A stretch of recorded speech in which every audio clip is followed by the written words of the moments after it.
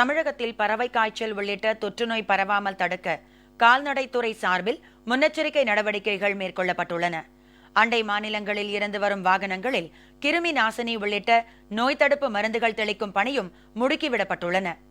கேரள மாநிலத்தில் பறவை காய்ச்சல் அறிகுறி கண்டறியப்பட்டதை அடுத்து தமிழகத்தில் நோய் தடுப்பு நடவடிக்கைகளில் சுகாதாரத்துறை தீவிரம் காட்டி வருகிறது.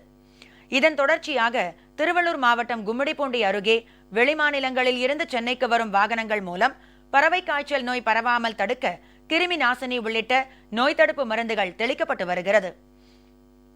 இந்த பணியை கால்நடைத்துறை அமைச்சர் திரு பாலகிருஷ்ணா ரெட்டி நேரில் பார்வையிட்டு ஆய்வு செய்தார்.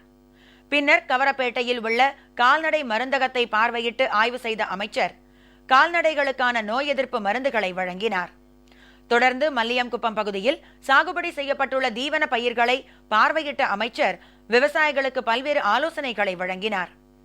இந்த ஆய்வின் போது சட்டமன்ற உறுப்பினர்கள் திரு சிறுனியம் பி பலராமன், திரு கே எஸ் விஜயகுமார், மாவட்ட ஆட்சியர் திருமதி ஏ சுந்தரவல்லி மற்றும் கால்நடைத்துறை அதிகாரிகள் உடன் இருந்தனர்.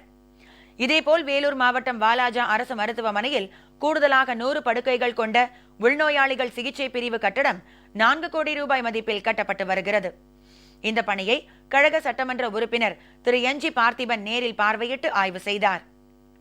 தொடர்ந்து மேல்விசாரம் அருகே சத்தியவாடி சாலையில் 1,56,00,000 ரூபாய் மதிப்பில் அமைக்கப்பட்டு வரும் சாலை பணிகளையும் விரைந்து முடிக்க அதிகாரிகளுக்கு அறிவுரை வழங்கப்பட்டது.